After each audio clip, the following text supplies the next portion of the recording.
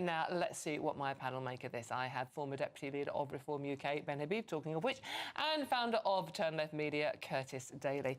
I'm going to come to you first on this one, Ben. This is not a good look for the government straight away. What, it's 7 months, and this is a major U-turn. Yeah, and I mean, it's actually a U-turn on an issue where they needed to grapple it and get on with it.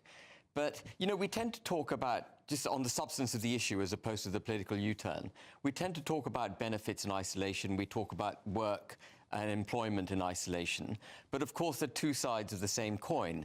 And one of the reasons the government is having to look at cutting benefits is because it's damaged the labour market so dramatically since it got into office. It was already very badly damaged under the Conservative Party. There were 6-odd million people surviving on universal credit in this country at the end of the Conservative government. There are now 7 million people in this country. We're the worst performing country in the G7, aren't we, for getting people back into work after the pandemic? It's absolutely awful. And 3 million of those 7 million aren't even looking for a job because they're claiming mental health issues and they're getting full benefits as a result. But what did Rachel Reeves do when she got into office? Instead of trying to make it pay to work, which, by the way, is a double benefit for the government because you take people off benefits and you bring them into employment, so they're paying tax. You cut your costs and you increase your revenue. Making people work is a fantastic policy. But she... Also better for your mental health.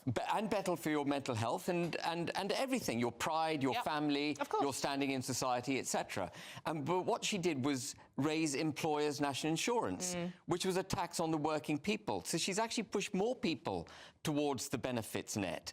And then you get into this downward spiral, which is where we're at, Dawn, where the government then goes, oh, my goodness, we're not getting the tax take that we need. We better cut costs. And so you end up in a spiral where government's cutting costs, which I think, by the way, is the right thing to do anyway.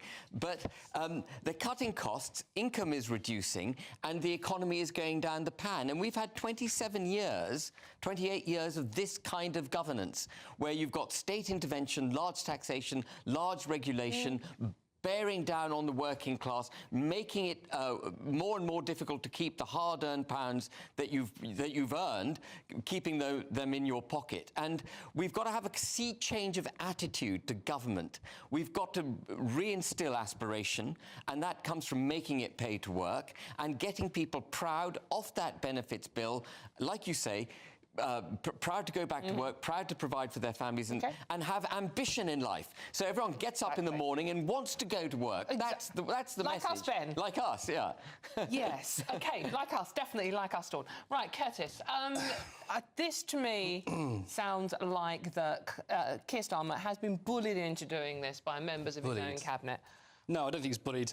I think what Ben said, the complete opposite is true. I first want to say that James, who had on earlier, he said about politics is about choices. I agree, it's about choices. And it's not 27 years, it's 45 years of the same policies, which is going after benefit claimants, going after the disabled. It's always about going after the most vulnerable and poorest in society. We never decide to go after the corporations who don't pay taxes. We always go after the poorest. And the Labour Party say, well, you voted for us for change. There is no change. They are the Conservatives. They have no principles. I don't know if Rachel's watching right now. I hope she is, because I want to address Rachel directly. I think what you're proposing is absolutely disgusting. It's sickening. 330,000 people were killed due to George Osborne's austerity, and you're continuing the same line. I'm telling you this right now. If you continue this, it's very possible that people will die. Now, do you want a vibrant economy? Of course you do. How do you do that? Well, you first need good quality paying jobs to get people off of benefits. That's something that I would agree with Ben on. But at the same time, you can't expect weakening unions, the fact that bosses can pay people whatever they want. There's precarious work, but it's not just... It's not workers' rights. And by the way, George Osborne... They're watering down workers' rights. But at the moment, we have a situation where union density is at its lowest point. The corporations and the billionaire class are as rich as they've ever been. And then for a government to turn and say, yeah, do you know what we're going to do is we're going to cut benefits. Personal independent payments, which was assessed that there was a 0% fraud rate. The media, and I'm going to include GB News on this, but the Daily Mail, all these corporate media want to talk about the very poorest in society. But we're not attacking the real problems. It is the large corporations. And by the way, here's a fact that people might not know. The Labour Party were given millions of pounds from these people. So, of course, Rachel Reeves is going to say, what we're going to do? Oh, we're just going to cut benefits. Go after the people that is destroying this country. I want a patriotic economy where these people pay their taxes to have world-class public services instead of going after the very poorest. And by the way, that won't make the economy better because there's an issue where most people don't have any money. There's something called the velocity of money. And what that means is if people get into work but they're low-paid jobs, people can't spend money into the economy. The problem is inequality from the very richest. I'm not talking about like people who've done well. I'm talking about the billionaire class who got away with everything. And the Labour Party are doing the exact same thing as the Conservatives and blaming the very poorest. They are run by a millionaire and Keir Starmer at the moment. But that's probably part of it as well. Are you seriously saying that the welfare bill that's due to hit 75 billion by 2030, which is only 5 years' time, you wouldn't even look at that? If you were in government, would you look at that? Would you think, right, no, that's fine, everybody on benefits is fine? Majority of benefits on pensions, by the way. And remember the backlash, which I agree with, by the way. The decision to freeze the pension payments was disgusting, absolutely disgusting. And there was backlash from that, right? But that is where most of the welfare bill... Yeah, fair enough, I agree.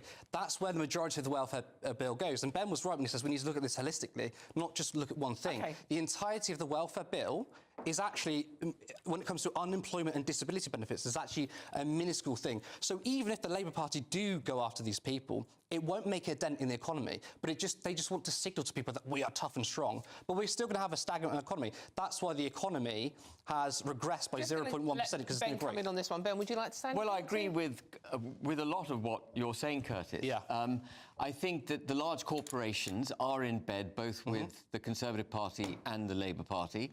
I think there is a move globally for multinationals to be in bed with governments, which is a very unhealthy situation for any democracy. I agree also that the welfare bill is a small part of the overall benefits bill. But what we've got to do is make sure that we have a vibrant economy. That's critical. If you have a vibrant economy, as I said, you have less people forced into benefits because they can get jobs, and most people do want to work. I believe that. They can get jobs which are remunerative, they can save money, they can have aspiration, their children can go to better schools, etc., etc., etc.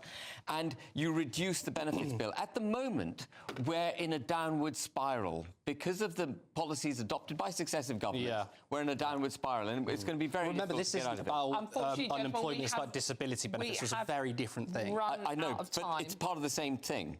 Part of the overall,